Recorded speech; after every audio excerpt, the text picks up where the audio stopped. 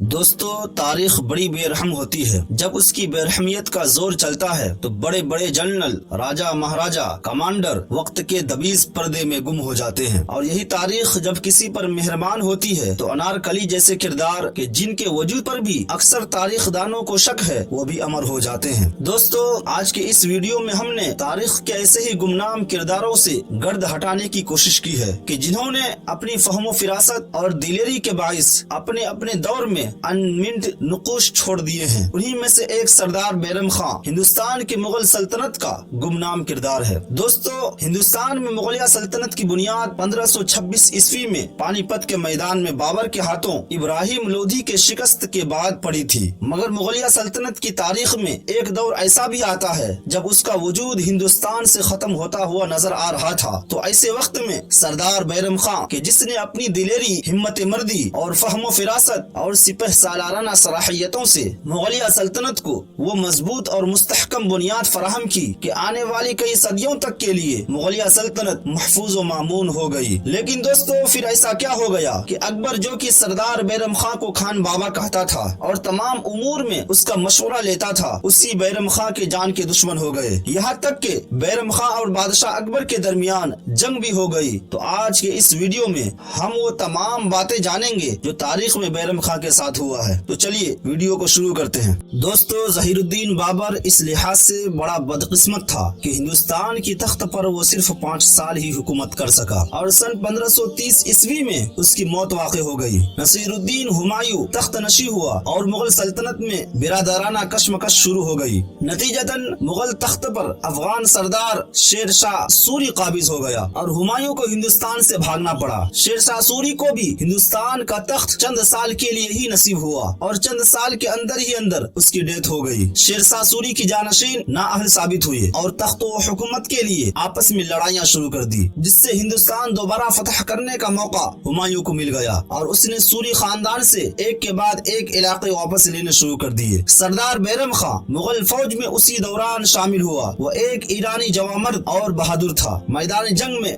بیرم خان کی دلیری اور بہادری کو جلد ہی ہمایوں کی نگاہوں نے بھانپ لیا۔ بیرم خان ہمایوں کے مقربین میں شامل ہو گیا اور پھر ایک دن ہمایوں نے بیرم خان کو شہزادہ اکبر کا تعلیق یعنی وزیر مقرر کر دیا۔ دوستو اب سردار بیرم خان ولی عہد شہزادہ اکبر کا نگراں تھا۔ اس نے اکبر کو رموز سلطنت سمجھانے شروع کر دیے۔ ابھی بیرم خان کو اکبر کا وزیر مقرر ہوئے چند سال ہی ہوئے تھے کہ ہمایوں کا ایک حادثے میں انتقال ہو گیا۔ یہ وقت مغلیہ سلطنت کے لیے نہایت کڑا تھا۔ شیر شاہ سوری کے جانشین اگرچہ شکست کھائے ہوئے تھے مگر موجود تھے۔ بیرم خان نے ہمایوں کی وفات کی خبر پاتے ہی 13 سالہ مغل شہزادے کی تخت نشی کا اعلان کر دیا۔ یہ اقدام بلا شبہ بیرم خان کی مغلیہ سلطنت سے وفاداری کا عین ثبوت تھا، مگر افسوس اس وفاداری کا صلہ انہیں نہ مل سکا۔ لیکن دوستو اکبر کے تخت نشی ہوتے ہی مغلیہ سلطنت کے دشمنوں نے کمر کس لی۔ وہ سمجھ رہے تھے کہ مغلیہ سلطنت کا اب چراغ بجھ جائے گا۔ ہندوستان کے وہ شکست کھایا ہوا حکمراں جو کابل اور قندھار سے لے کر دہلی اور آگرہ تک ہمایوں سے مار کھا کر ہندوستان سے بھاگنے کے راستے تلاش کر رہے تھے، ان کی ہمتیں اچانک بڑھ گئی۔ نوعمر اکبر کی بادشاہ بنتے ہی افغانستان اور ہندوستان میں ایک سے ایک بغاوتیں شروع ہو گئی۔ سلیمان شاہ ابو المعالی، سکندر شاہ سوری، احمد شاہ عادل، غرض ہر طرف بغاوتیں اور شورشیں نظر آنے لگی۔ ایسے میں عملی طور پر مغل سلطنت کی باغ ڈور بیرم خان نے سنبھال لی۔ اب وہ وزیر اعظم، سپہ سالار، اتالیق سب کچھ تھا۔ نوعمر بادشاہ اکبر ہر معاملے میں بیرم خان کی مشورے کا محتاج تھا۔ وہ بیرم خان کو خان بابا کے نام سے یاد کرتا تھا۔ بیرم خان ایک لائق سپہ سالار اور مشیر تھا۔ اس نے اپنی دلیری اور تدبر کو کام میں لاتے ہوئے ایک ایک کر کے بغاوتوں پر قابو پانا شروع کر دیا۔ ان شورشوں اور بغاوتوں میں سب سے اہم، سب سے خطرناک بغاوت ہمایوں بقال کی تھی۔ ہمایوں بقال یہ سوری خاندان کے آخری حکمراں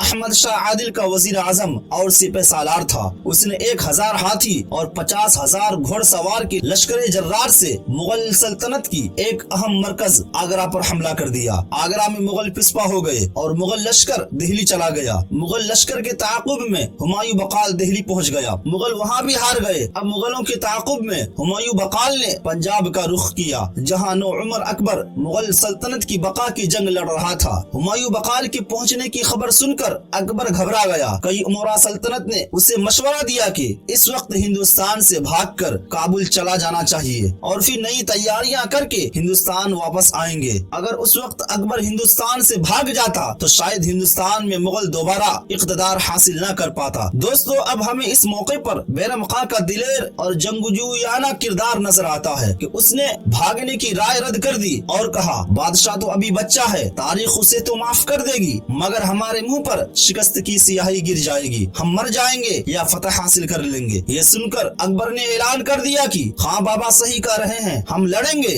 مریں گے، مگر ہندوستان سے واپس نہیں جائیں گے۔ دوستو، پانی پت کی تاریخی میدان میں جہاں بابر نے ابراہیم لودھی کو ہرا کر مغل سلطنت کی بنیاد رکھی تھی، آج اسی میدان میں مغل سلطنت کو باقی رکھنے کے لیے بیرم خان کی سربراہی میں مغل لشکر ہمایوں بقال سے جنگ کے لیے تیار تھا۔ بیرم خان نے کمال کی بہادری کے ساتھ میدان جنگ کی مروجہ اصولوں پر دلیرانہ انداز میں عمل کرتے ہوئے ہمایوں بقال کو شکست سے دوچار کر دیا۔ ہمایوں بقال زخمی حالت میں مغل دربار میں پیش ہوا، بیرم خان نے اس کا سر تن سے جدا کر دیا۔ اس فتح کے اگلے دن اکبر فاتحانہ انداز میں دہلی میں داخل ہوا۔ اکبر کی یہ فتح بلا شبہ بیرم خان کی قائدانہ صلاحیتوں کی مرہون منت تھی، اور اسی فتح سے بیرم خان ہندوستان میں مغل سلطنت کا وجود برقرار رکھنے میں کامیاب رہا۔ دوستو، اسی طرح آہستہ آہستہ بیرم خان نے بغاوتوں پر قابو پانا شروع کر دیا۔ پنجاب کی کئی علاقے، آگرہ، پشاور اور اودھ دوبارہ مغل راج میں شامل ہو گیا۔ اکبر نے آگرہ کو دارالسلطنت قرار دیا اور بیرم خان کی مشاورت سے امراء سلطنت کو ذمہ داریاں اور جاگیریں عطا کرنا شروع کر دی۔ اکبر کے لیے بیشتر فیصلوں میں بیرم خان کی رضامندی شامل ہوتی تھی۔ بیرم خان کو مغل سلطنت میں غیر معمولی اختیارات حاصل ہوئے، لیکن دوستو، جہاں بیرم خان کی طاقت میں اضافہ ہوا وہاں اس کے دشمنوں میں بھی اضافہ ہونا شروع ہو گیا۔ یہ کوششیں شروع ہو گئی کہ کس طرح بیرم خان کو اکبر کی نظروں سے گرایا جا سکے۔ ان سازشی عناصر میں اہم نام ماہیم انگھا کا آتا ہے۔ یہ عورت بچپن میں اکبر کی انا کے فرائض انجام دیتی تھی، اس لیے اکبر کو اس سے ایک خاص انسیت اور محبت تھی۔ ماہیم انگھا کی خواہش تھی کہ اکبر کا نکاح مرزا کامران کے خاندان میں ہو۔ مرزا کامران ہمایوں کا بھائی تھا اور بابر کے بعد تخت نشی پر مرزا کامران اور ہمایوں کی کئی ساری لڑائیاں ہوئی تھی۔ مرزا کامران پر قابو پانے کے بعد ہمایوں نے اسے اندھا کر دیا تھا۔ بیرم خان دشمن خاندان میں نکاح کا شدید مخالف تھا۔ ماہیم انگھا اکبر پر سے بیرم خان کے اثرات کم کرنا چاہتی تھی۔ ان دونوں میں کشمکش شروع ہو گئی اور نکاح کے معاملے میں ماہیم انگھا کا پلہ بھاری رہا، اور بیرم خان کی مخالفت کے باوجود اکبر نے مرزا کامران کے خاندان میں نکاح کر لیا۔ اب ماہیم انگھا نے کچھ امرائے سلطنت اپنے ساتھ ملا لیے اور آہستہ آہستہ انہوں نے مل کر اکبر کے کان بھرنے شروع کر دیے۔ انہوں نے اکبر کو یہ احساس دلانا شروع کر دیا کہ بیرم خان کا اقتدار مغل دربار کے لیے خطرناک ہوتا جا رہا ہے، اور یہ کہ بیرم خان کسی بھی وقت اکبر کو معزول کر کے مغل سلطنت پر قبضہ کر لے گا۔ دوستو، اسی دوران بیرم خان کے حکم سے دو امرائے سلطنت مرزا تردی بیگ اور مصاحب بیگ کو قتل کر دیا گیا۔ بیرم خان کے اس اقدام سے اس کے مخالفین کو موقع مل گیا اور انہوں نے اکبر کو یہ باخبر کیا کہ بیرم خان مغل سلطنت کے وفادار امراء کو ختم کر کے اپنی حکومت کا راستہ صاف کر رہے ہیں۔ اسی دوران ہاتھیوں والا واقعہ پیش ہو گیا۔ اس واقعے کی تفصیل کچھ یوں ہے کہ ہاتھیوں کے تماشے میں کچھ ہاتھی بے قابو ہو گئے اور اس کیفیت میں انہوں نے بیرم خان کے خیموں کو نقصان پہنچانا شروع کر دیا۔ اس پر بیرم خان کو بہت زیادہ غصہ آ گیا اور اس نے فیل بانوں کو قتل کروا دیا۔ سازشی امراء نے بادشاہ سے کہا کہ شاہی فیل بانوں کو قتل کر کے بیرم خان نے بادشاہ سلامت کی توہین کی ہے۔ اسی طرح کے اور بھی کئی چھوٹے چھوٹے واقعات پیش آتے رہے اور بیرم خان کے مخالفین کے جن میں ماہیم انگھا سر فہرست تھی اکبر کو اس کے خلاف اکساتی رہی، یہاں تک کہ اکبر بیرم خان سے متنفر ہو گیا اور اس سے چھٹکارا پانے کے بارے میں سوچنے لگا۔ اور پھر ایک دن جب بیرم خان دارالسلطنت سے دور تھا، اکبر نے شاہی فرمان کے ذریعے اسے معزول کرتے ہوئے امور سلطنت خود سنبھالنے کا اعلان کر دیا۔ ایک روایت کے مطابق اس وقت اکبر بادشاہ کی عمر 18 برس بتائی جاتی ہے۔ دوستو، جب بیرم خان کو اکبر کے اس شاہی فرمان کا علم ہوا تو وہ بڑا اپسیٹ ہو گیا اور اس نے اکبر کو ملاقات کا پیغام بھیجا۔ وہ چاہتا تھا کہ ملاقات کر کے اکبر کے دل کو اپنے لیے صاف کرنے کی کوشش کرے۔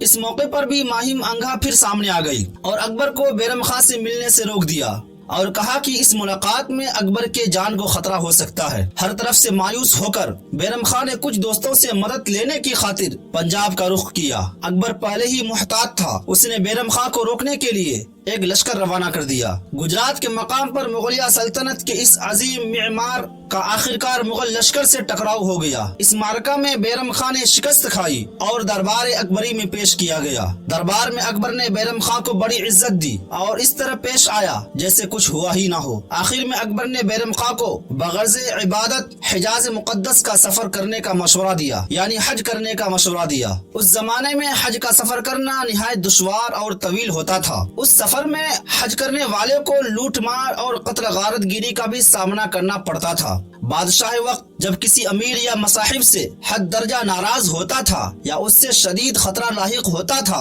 تو بادشاہ اس امیر کو سفر حج پر جانے کو کہتا تھا۔ اس کا مطلب یہ ہوتا کہ بادشاہ اس شخص کو اپنی سلطنت کے کسی گوشے میں بھی دیکھنا نہیں چاہتا ہے۔ اکثر اوقات ایسے شخص کو قتل کر کے کسی جنگل بیابان میں پھینک دیا جاتا تھا اور وہ دوران سفر ہی لاپتہ ہو جاتا تھا۔ ایسا کچھ بیرم خان کے ساتھ بھی ہوا۔ سفر حجاز کے دوران ایک شخص مبارک خان اس کے تعاقب میں لگ گیا۔ ایک روایت کے مطابق بیرم خان نے پانی پت کی لڑائی میں مبارک خان کے باپ کو قتل کیا تھا۔ جب سے مبارک خان بیرم خان کا دشمن بن گیا تھا، اب اسے موقع مل گیا اور راستے میں اس نے موقع پا کر بیرم خان کو قتل کر کے اس کے تمام اسباب اور مال و دولت لوٹ لیے۔ یوں مغل سلطنت کا یہ عظیم معمار ایک سازشی عورت اور چند عمرہ کی بھیٹ چڑھ کر ختم ہو گیا۔